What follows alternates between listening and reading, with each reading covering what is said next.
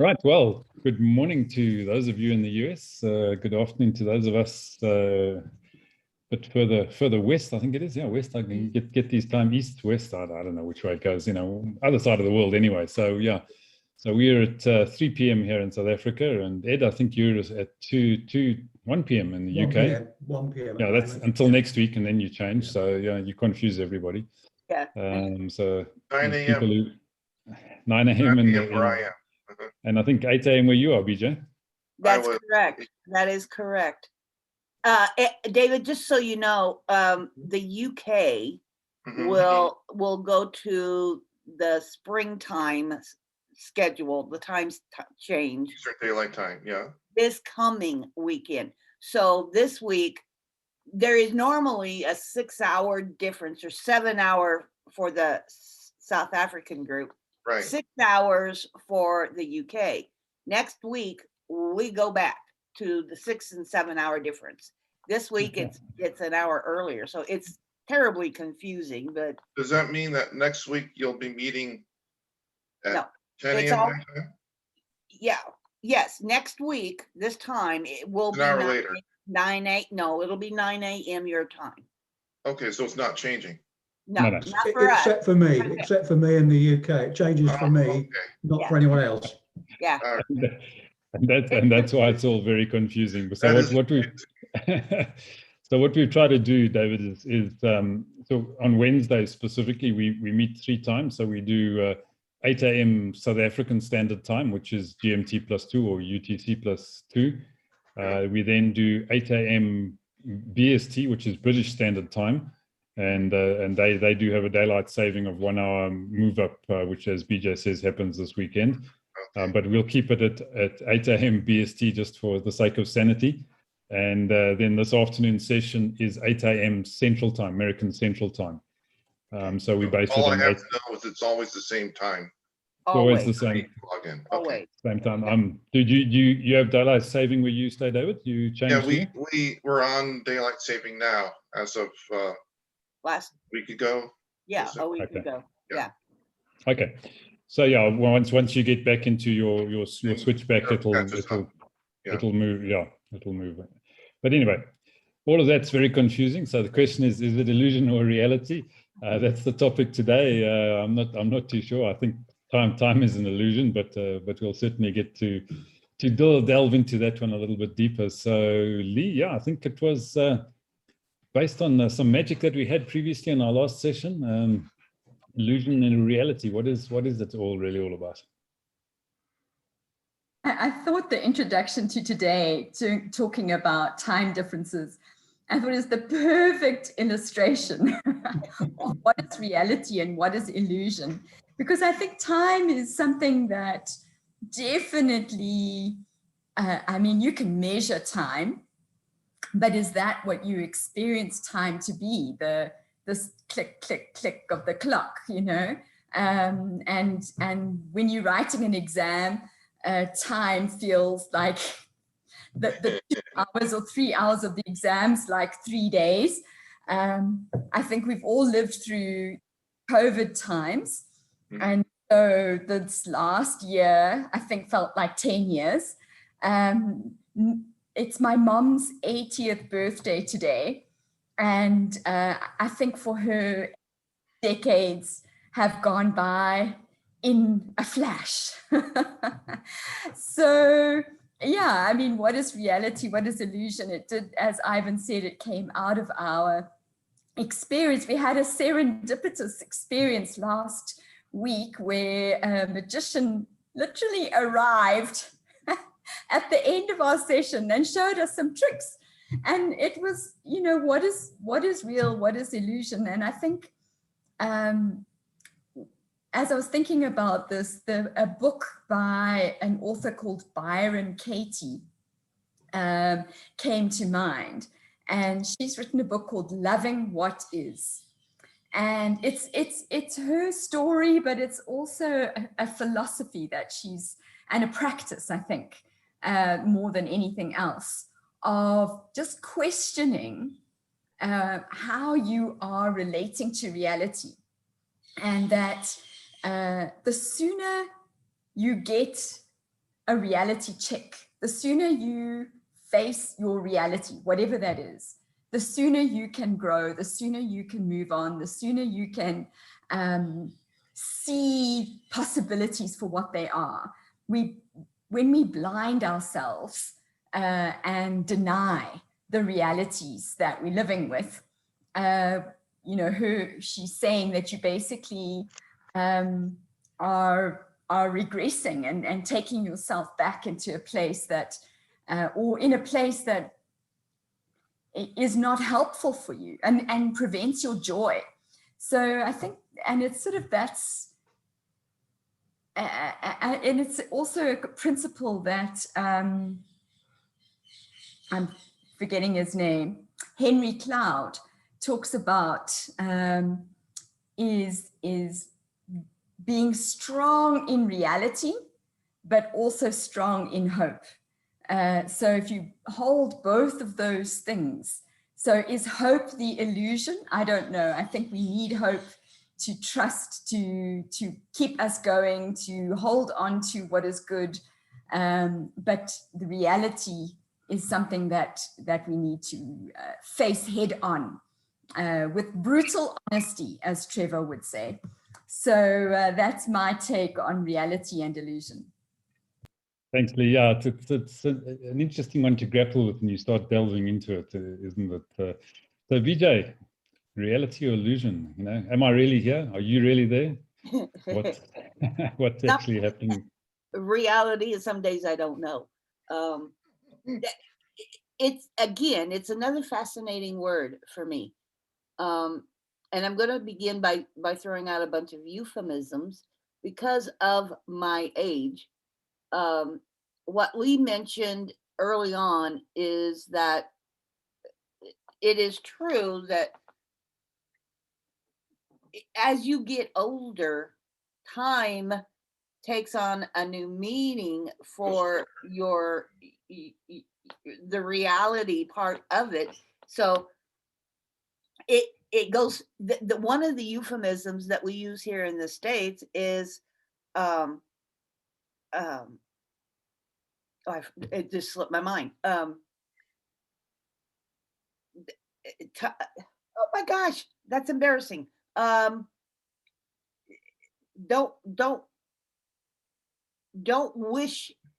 wish you were younger, because oh my gosh, we've got a We can version that's circle back to it, maybe. wishing your life away. Wishing your life away. Wishing your life away, but oh, I know, the older you get, the faster it goes. Well, yeah, that's very true. You know, and it is true. So because at my age, I can remember way back 60 plus years, and it doesn't seem like it was that far away. So and with great detail, I can remember that far back. So there is a thing, but at the same time, when you're facing reality in an instance such as the anticipation of the first grandchild or your firstborn, or if you're dreading the doctor's response to something bad that's happened while you're waiting for a surgery or something, that, as Lee referred to, goes extremely long. That time just stretches forever and ever. When you're anticipating something, I think that becomes a time issue. So is that reality? I mean, because you're anticipating the joy or the sadness that may come, it's all relevant. I mean, it really is. It is all relevant, and it all goes back to that mindset. Time will happen as it happens. You know, things will come in its normal sequence. It's a fascinating word, subject. I don't know. Yeah. Anybody else? Great, thanks, Peter. Yeah, David, what are your thoughts on this illusion or reality? What is real? What isn't? Well, in one sense, time is what it is. It's definitely reality, because there's always going to be 365 days in a year, 12 months in a year, and 24 hours in a day. But how we perceive it is different. That's, I think, an illusion. Because, for one, the older we get, the faster time goes. But if I'm doing something fun, have this wonderful vacation in the Alps, for instance, time goes pretty quick.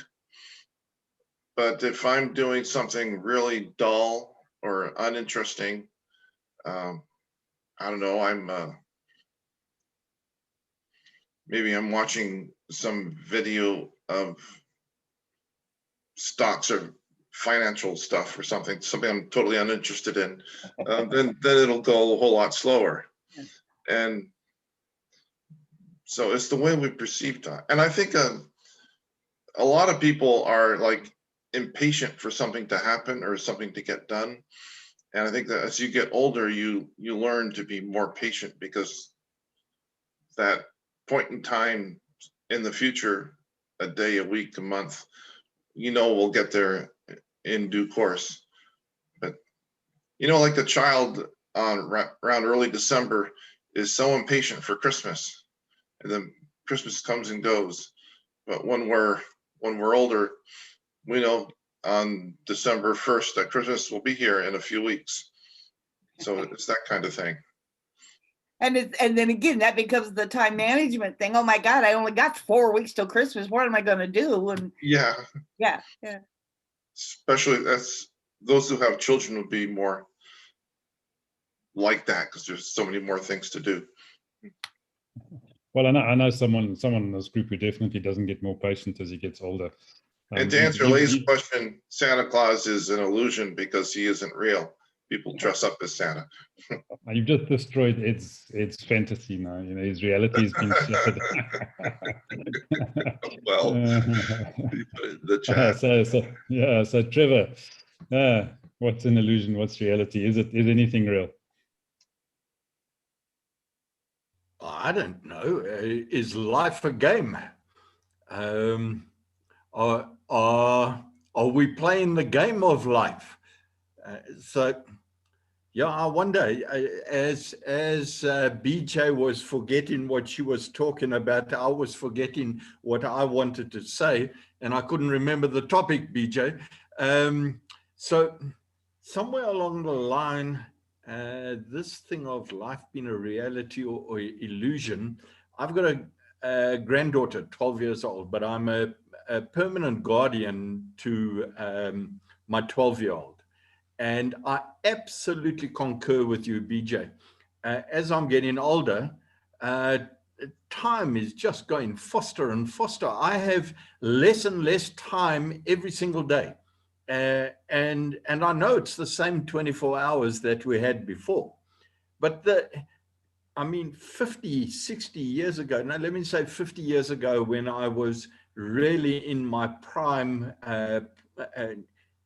playing water polo, I was out in the surf, I was really doing tons and tons. I remember going to rugby practice, cricket practice, band practice, water polo, and then running down to the beach and then putting in 3 hours water polo training all on the same afternoon, which was about 67 hours worth of training.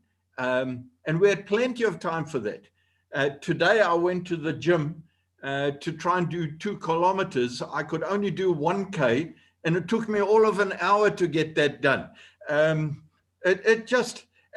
now, I came back here and thought, well, I've got an hour to go. And something in my head said, you know what?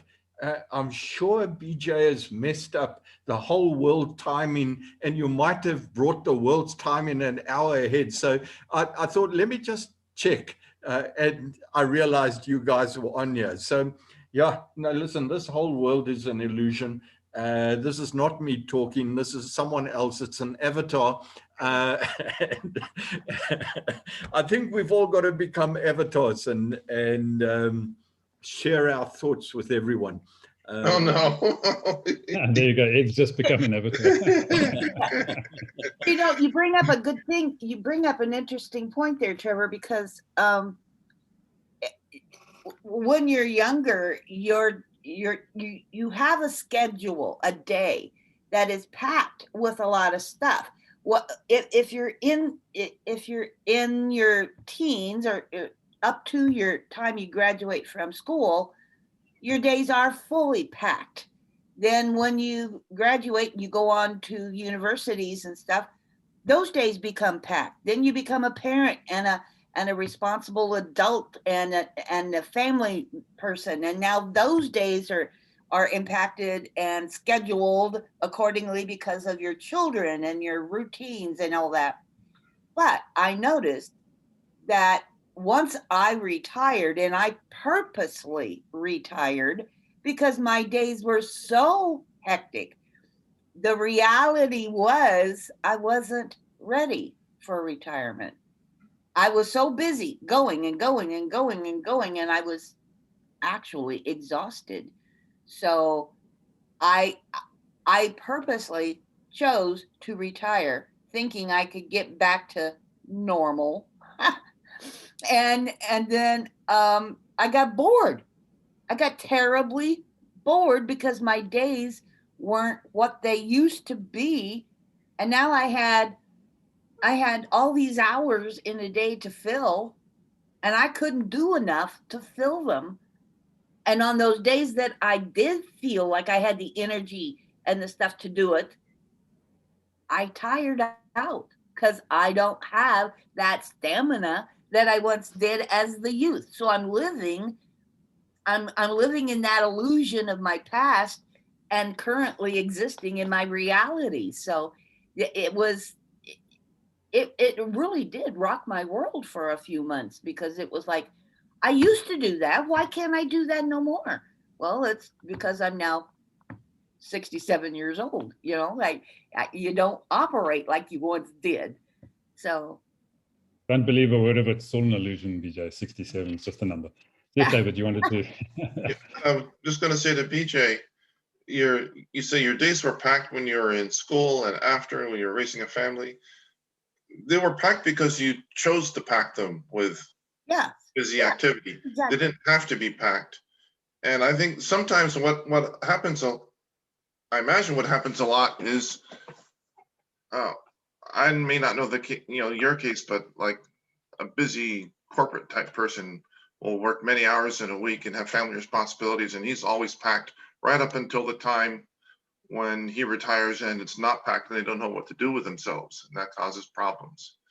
What I'm thinking is, if someone were to interject either some rest or some fun activities into all that busyness, some hobbies, then once you do retire, you'll have that you can carry over. That might make the transition easier. But oftentimes, like in your case, people retire and it's like, boom, everything just stops all of a sudden. Mm-hmm. Mm-hmm. And it's a problem of our society. People are often busy for the sake of being busy. Yeah, it's an interesting dilemma. But anyway, let's go across to Ed, because as an accountant, he'll tell us you're all delusional. As time doesn't change its speed or its pace, except when you're running 350 k's through the desert, then it's an eternity. Actually, it goes very quickly. I think it's fascinating, actually, because this discussion was set off by a magician doing illusions. And the question that Lee posed us was, what is reality and what is illusion? And we've all spoken about time, which is interesting. There was a fantastic photograph in the local press a few weeks back of this oil tanker floating in the air off the coast of Cornwall. And it was an optical illusion because of a temperature inversion. The way the light rays worked, it looked as though it's floating. So was that an illusion or was that reality? I don't know, because it was what it was. Anyhow, I've also focused on time, strangely enough. And I thought I'd do something entirely different from what I normally do. And I'm going to read you a blog post I wrote ages ago. And I think, you know, I'm a runner and I'm an environmentalist. So I thought if I recycle this blog post, I'll be achieving both things. And it's called Running Changes Time. And when I say running changes time, I don't mean that getting some good training runs in will reduce the time it takes to run a specific race. What I'm talking about is more fundamental than that. Although getting some good training runs in is pretty much a prerequisite for reducing race times. No, what I'm saying is that running affects the currency of the Grim Reaper. It changes time itself. And like, you might say he's mad, but I probably am. But I've got some evidence. I was running along a familiar route through a wood, which is kind of apt in light of what I'm going to say in a minute. And there was snow on the ground, and it was hard to run in it. And it seemed to take a lot longer to get through this section than usual. Even though it was only probably a couple of minutes, it certainly felt like about 10 minutes or even more. And originally I put this down to the frustration of running slowly. But then I remembered another time when it seemed to take ages to get through this section. Then I was running fast. I was trying to keep up with a much faster friend, and that was really painful. But it took the same amount of time, or it seemed to take the same amount of time. Now, the amount of time, it was the same as the snow run, but it couldn't be because I set a personal best that day. I think you Americans call it a personal record. So as distance covered is a function of time and pace, the distance covered was the same. And it seemed to me that the time was the same. So it wasn't the pace that was different, what was going on. And then I was about to conclude it was my perception of time that was different. You know, but then in amongst some distant memories of pay attention, boy, you'll never amount to much, and sit up straight when I'm berating you, I went to a grammar school, drifted a picture of Wittgenstein, the philosopher. And he used to wander through an orchard touching trees. And when he touched a tree, he said, I know this is a tree. Before passing on to the next one, he touched the tree. I know this is a tree. And also mixed in there was something about a dining room table disappearing when you close the door. How do you know the dining room table's still there when you can't see it? So from this super strange ideas, which seem to relate to philosophy principles taught in general studies, I concluded that things can only be said to exist if you perceive them to exist. Reality is what you perceive, and perception is therefore reality. My perceptions of time were the same and were real. Therefore, it must have been time itself that changed between those two runs, because they perceived to me to take the same amount of time, but they couldn't have done because I was going slower on one.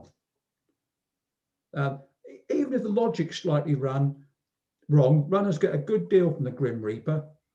There's strong scientific evidence that runners live longer, healthier lives than sedentary folks. So running changes time itself. I hope that made some sort of sense. Thanks, Ed. Yeah, that's fascinating. I thought we were going to start heading down the quantum soup direction there with a little bit of perception changes everything. So if you're looking at a wave in a quantum theory, it becomes a particle and vice versa, and all sorts of weird and wonderful things. So even at the quantum level, we don't know what's real and what's illusion. It all depends on the perspective and the perception that you have on a particular situation. I think it really becomes very interesting. I was watching a YouTube clip, and the lady who was presenting was talking about the reticulator activating system, I think, which is something to do with our brains and the way they work and the way they see things and believe things. And it was a specific reference to visualization. And she was saying that in actual fact, our brains don't know the difference between reality and illusion. And BJ, you were talking about memories. Memories, I've watched some very interesting clips on how memories can be affected, and people are absolutely certain that what they are recalling is complete truth, and you go back and show the video and they've got it completely wrong. So it's really interesting how our mind can play tricks on us, both positively and negatively. And yes, BJ. Yeah, that's a good point, because two examples that just came to mind, they're totally opposite of each other.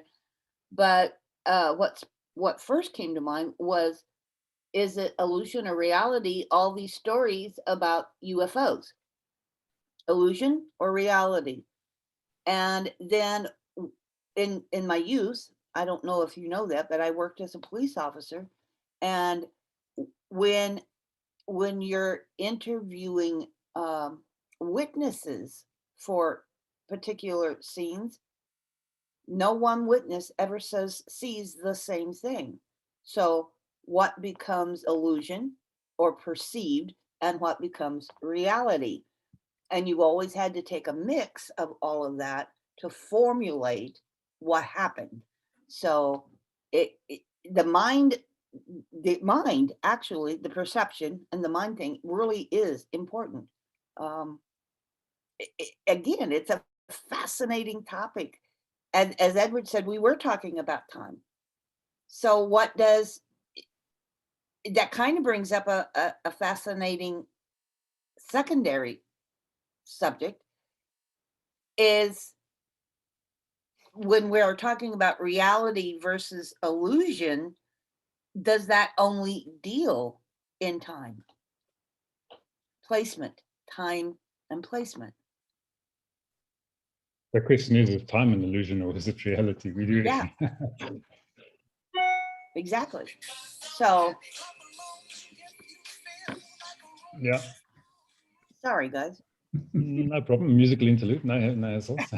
Ivan, Yes, Ed, did I see you in move that screen behind you? Because I thought it was a virtual screen, but when there was a noise, you reached behind you and moved something. No, I didn't. That was an illusion. You definitely put your hand behind you and moved something. I did put my hand behind me to switch my cell phone off, yeah, because it was also ringing. So yeah, it looks a bit weird because It was a great illusion. You got the timing just right. There we go. All right. So well, there you go. 30 minutes gone, chips in a blink of an eye. That's what happens. So yeah, illusions, reality, time flies when you're having fun. So where do we go from here? Next week? Any thoughts for a topic for next week? And we'll pick up on that. So Lee, yeah? Well, I was actually intrigued by this idea of virtual reality. It seems like a contradiction, and we know that technology is a reality that we're going to is increasing in terms of its impact in our lives, and specifically virtual reality. So just I thought let's explore this idea. What is virtual reality? How does it impact our lives? And maybe we can even extend. Whoop. Oh, seem to have lost Lee there for a moment. She was real, now she's virtual, now she's gone. So I'm not what sure. But anyway, virtual reality, I think that's a great topic. David, I certainly hope you'll join us again next week, same time, same place, same Zoom call. By the way, your friend Laura got up at 3 a.m. this morning to join us earlier. Jeez, that's early. Yeah, and the day before that she was up at 1 a.m. So she's got my schedule. A night owl. Is it always the same link? Always the same link, yeah. Always the same link. Thank you. So and there goes Lee, obviously something bounced her off her connection. But have a fantastic week further, folks, virtually or real. It doesn't matter which way you do it, but we hope to see you. David, I'm going to do a quick plug here. I'm sorry, Ivan, very sorry. But join us today at, it would be 1 p.m. your time on the USA Your Partnership Central call. If you would, if you have. What is that? Is that different than this? Yes, it is. It's a networking call. Oh. Yeah, Okay. So- so So is it the same link or is it a different link? It's a different link. Different. In that link that you got for your free pass, Yeah. if you go into there and scroll down through the calendar of events, come Yeah. across, it'll say USA Central call. You'll say central call. Okay. Okay, and I would Yep. love to have you there. I will be hosting Thank that. you. So So that's at what, 1 p.m. 1 p.m. your time. 1 p.m. Eastern. No, yeah, 1 p.m. your time. Yeah, Today's 'cause my time, Wednesday. Eastern time. Yeah, Okay. today's Wednesday. Yeah. all very confusing. Okay, It- folks, thanks very Okay. much. All right. Have a great See you one later. and Thank you very see you soon. Bye. Cheers. Take care, everybody. Take care.